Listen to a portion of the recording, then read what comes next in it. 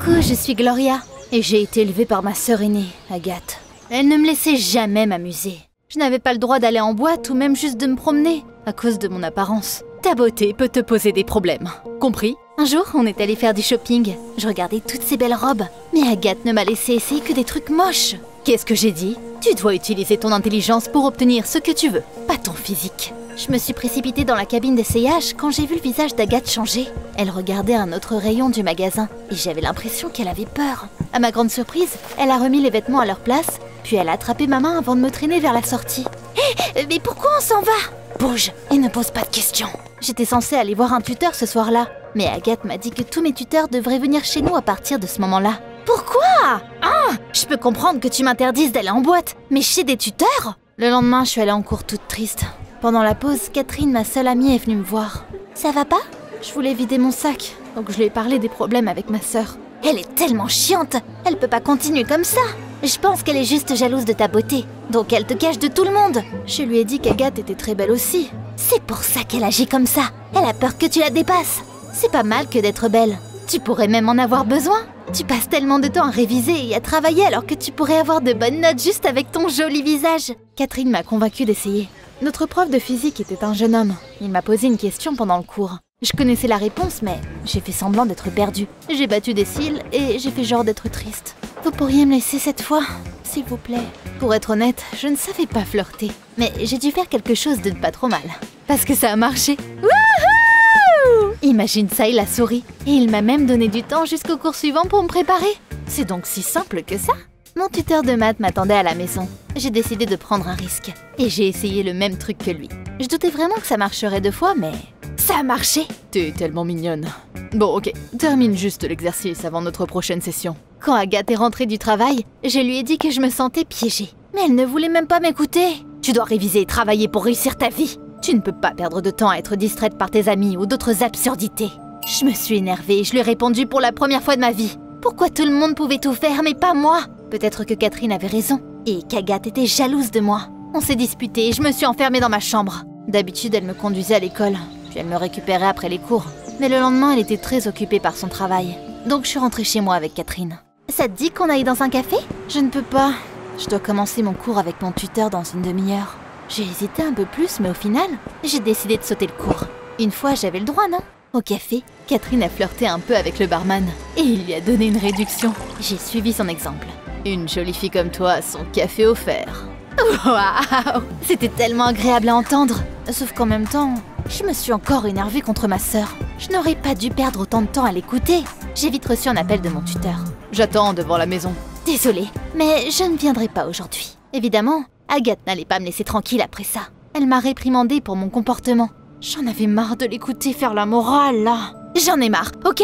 Je veux traîner avec des potes et m'amuser. T'es belle aussi, mais toi t'as le droit de t'amuser et de te détendre. Agathe a voulu me dire quelque chose, mais elle a changé d'avis au dernier moment et elle m'a regardée bizarrement. J'ai eu l'impression qu'elle cachait quelque chose. Le lendemain matin, ma sœur est partie tôt pour le travail et elle m'a dit de prendre un taxi pour aller à l'école. Je ne l'ai pas écoutée et j'ai décidé d'y aller à pied. Puis, j'ai une idée. Je voulais changer de style, donc j'ai pris quelques vêtements d'Agathe. Ils étaient très beaux et à la mode, contrairement aux miens. Je suis allée dans sa chambre et j'ai choisi une robe stylée. Mais pendant que je fermais le placard, un dossier est tombé d'une des étagères. Elle n'avait pas dû bien le remettre, parce qu'il n'a pas fallu beaucoup pour qu'il tombe. Les documents sont tombés par terre et j'ai dû les ramasser. Apparemment, c'était des dossiers d'hôpital. Agathe avait fait de la chirurgie esthétique? À en juger par la photo, elle n'avait pas toujours été aussi belle que maintenant. Les premières opérations avaient été faites par un certain Monsieur Brooke. Waouh! Pourquoi elle ne m'en avait jamais parlé? Visiblement, Catherine avait raison. Agathe était vraiment jalouse de moi. Elle était tellement hypocrite. Comment est-ce qu'elle pouvait me dire que le physique n'était pas important après avoir subi une chirurgie plastique? Au début, j'ai voulu lui en parler, mais j'ai décidé de ne pas le faire. Je n'allais plus vivre selon les règles de ma sœur. Le jour même, j'ai demandé à Catherine de me présenter à ses potes. On va sauter les derniers cours, tu viens avec moi? On a marché, traîné dans des cafés, puis on est allé à la périphérie de la ville. Je me sentais tellement libre. Après un peu de temps, j'ai reçu un appel de mon tuteur. J'avais encore raté notre séance, mais ça ne me dérangeait pas du tout. J'ai éteint mon téléphone pour que ni lui ni Agathe ne me dérangent. Je suis rentrée tard. Les lumières étaient allumées partout quand je suis arrivée. Une voiture de police était garée pas loin. J'ai eu super peur. Il s'était passé quelque chose? J'ai entendu Agathe parler à un policier. Elle avait l'air morte de peur. Puis elle m'a vue et elle a dit « Merci, messieurs ». Elle est rentrée. Une fois rentrée et la porte refermée, Agathe est devenue folle. Je ne l'avais jamais vue aussi furieuse. T'étais passée où? Pourquoi t'avais éteint ton téléphone? J'ai même appelé la police. Je pensais que t'avais été kidnappée. C'est quoi le problème? Je suis juste partie me promener. Il va rien m'arriver. Mais qu'est-ce que tu portes? C'est à moi, ça! Bon sang, je voulais me changer dans la cour, mais j'avais complètement oublié. Ça a rajouté de l'huile sur le feu, et on s'est encore disputé. Pendant qu'Agathe prenait une douche le matin, je me suis faufilée dans sa chambre et j'ai repris des vêtements. Elle m'a conduit à l'école. Je viendrai te chercher après les cours. J'ai changé de vêtements à l'école, et ce n'est qu'à ce moment-là que je suis arrivée en cours. On avait un contrôle. J'ai regardé les exos horrifiés, et je me suis rendu compte que je ne connaissais aucune réponse. Je n'avais pas du tout révisé ces derniers temps. Eh bien, au moins il me restait ma beauté. Je suis restée après le cours, et j'ai attendu que tous les autres soient partis. Puis je me suis rapprochée du prof et je me suis assise sur le bord de son bureau. J'ai raté le contrôle, mais vous allez quand même me donner une bonne note, non? Le prof a croisé les bras, puis il a froncé les sourcils. Gloria, ton comportement est inacceptable. Tu devrais mieux réviser au lieu de flirter avec tout le monde. Ça pourrait mal finir si tu continues comme ça. J'ai sauté de son bureau, j'ai attrapé mon sac et je me suis enfuie de la salle de cours. Il était aussi relou que ma sœur. Après les cours, j'ai voulu sortir en douce avec mes potes. Sauf que quand on est sorti, j'ai vu la voiture d'Agathe à la porte. J'ai essayé de m'enfuir par la cour de l'école, mais elle m'a tout de suite vue. J'ai dû faire mes adieux à mes projets et rentrer chez moi. Sur le chemin de la maison, j'ai encore reçu un appel de mon tuteur. Vous pourriez imprimer du matériel pour nos prochains cours? On est donc passé à une imprimerie. Agathe était à la caisse quand elle est devenue toute pâle. On aurait dit qu'elle avait vu quelqu'un dans la rue. Avant que je m'en rende compte, elle avait déjà attrapé un sac en papier et fait quelques trous dedans. Et puis, tu ne croiras pas ce qu'elle m'a fait! Elle m'a mis le sac sur la tête! Mais tu fais quoi là? Ne l'enlève surtout pas! Viens! En sortant du magasin, on a croisé un mec. Je ne l'aurais certainement pas remarqué normalement, mais là, j'ai trouvé qu'on se ressemblait pas mal. J'étais tellement surprise que j'ai oublié le sac sur ma tête et que je suis montée dans la voiture sans l'enlever. Mais c'était pas tout, parce que c'est à la maison que m'attendait le truc le plus bizarre. On est arrivés en même temps que mon tuteur. Gloria va tout faire à distance maintenant. À la maison, Agathe a couru dans sa chambre, pris une valise dans le placard, puis elle a commencé à y jeter des trucs. Prépare-toi, on s'en va. On déménage dans une autre ville. Ou mieux encore, dans un autre état. Quoi? Je ne comprenais rien à ce qui se passait. Pourquoi elle était aussi bizarre d'un coup? Je ne vais nulle part. Je viens juste de trouver des amis. C'est là que le téléphone d'Agathe a sonné. Elle a décroché, puis elle a allumé le haut-parleur avant de continuer à emballer nos affaires. C'était le directeur qui l'appelait. Les notes de Gloria ont chuté dernièrement. Elle était excellente avant, mais maintenant elle est à la traîne. Je m'attendais à ce qu'Agathe commence à me crier dessus, mais elle n'a même pas écouté le reste et elle a éteint son téléphone. Ce n'est qu'à ce moment-là que j'ai compris qu'il se passait vraiment un truc grave. J'ai hésité un peu et je suis partie faire mes valises. Agathe ne m'avait jamais expliqué ce qui s'était passé. On a juste déménagé dans un autre état. On a loué un appartement là-bas et Agathe a trouvé un nouvel emploi. Avant, elle en avait un trop stylé, mais maintenant elle était juste une manager ordinaire. C'était trop bizarre. Mais le pire, c'est que je n'avais quasiment pas le droit de quitter la maison. Même les cours, je les suivais en ligne. Je n'allais en ville qu'avec Agathe. Mais un masque, une casquette et des lunettes de soleil. Elle avait honte de moi ou quoi? Ou elle était jalouse? J'en ai vite eu marre de vivre comme ça. C'était horrible d'être coincée à l'intérieur. Un jour, j'étais sur mon téléphone pendant qu'Agathe était au travail. Je m'étais créé un compte Instagram. Agathe surveillait mes réseaux sociaux et je ne pouvais vraiment pas parler aux gens. C'est pour ça que j'ai créé un nouveau compte. Puis j'ai reçu un message privé d'un photographe local. Il avait vu mes photos apparemment et il voulait que je sois son modèle. Il m'a fait plein de compliments et il m'a proposé qu'on se rencontre. J'ai regardé son compte et lu les commentaires, mais je n'ai rien trouvé de bizarre. J'en avais marre d'être seule, donc j'ai accepté. On s'est rencontrés au centre-ville. Le photographe était sympa en vrai. Il a pris quelques photos de moi. Tu veux voir un bel endroit? J'étais d'accord et je me suis doutée de rien. On est parti dans une zone où je n'étais jamais allée avant et le photographe est sorti de la voiture. J'ai voulu le suivre, mais la porte était verrouillée. J'ai tiré la poignée et j'ai crié, mais personne ne m'a entendu. Ah! J'ai tiré la poignée et j'ai crié. J'étais tellement conne. J'aurais dû écouter ma sœur. Ah tiens, je peux l'appeler? Dès que j'ai pris mon téléphone, un homme est monté dans la voiture. Je l'ai reconnu. C'était la même personne qu'on avait vue à l'imprimerie. Et encore une fois, je me suis dit qu'on se ressemblait énormément. Ne t'inquiète pas, je ne te ferai pas de mal. Je m'appelle Monsieur Brooke. Monsieur Brooke? Pourquoi ça me disait quelque chose? C'est là que je me suis souvenue de l'avoir vu dans le dossier médical d'Agathe. C'était le nom de son chirurgien. Gloria, je suis votre père. J'étais sans voix. Comment ça? Mais il parle de quoi là? Mes parents sont décédés quand Agathe et moi étions très jeunes. Monsieur Brooke a rigolé. Agathe, c'est pas son vrai nom.